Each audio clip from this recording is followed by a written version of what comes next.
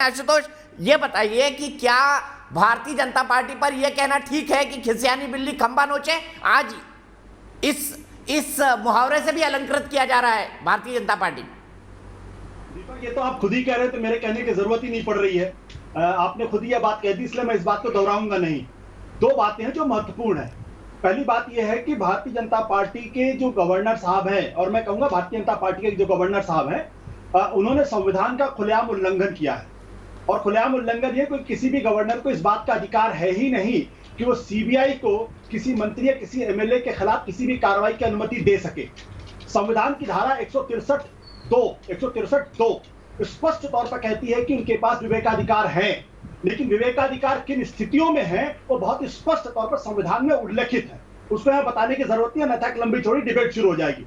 दूसरा, गवर्नर साहब aid and advice at the council of minister, उसके अलावा कुछ नहीं कर सकते वो, और उनको इस बारे में भारत के संविधान कॉन्स्टिट्यूएंट असेंबली में बिल्कुल स्पष्ट है।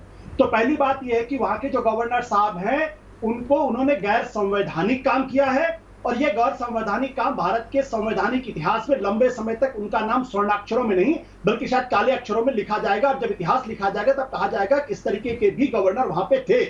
दूसरी बात मैं कहना चाहता हूं, जिस तरीके से सीआरपीएफ को लेकर मंत्रियों को उठाया गया, वो भी चार्जशीट फाइल होने के समय, वो इस बात को दर्शाता है कि दरअसल सेंटर और स्टेट के बीच के जो रिलेशनशिप है उसको केंद्र सरकार खत्म करने पे तुली हुई है।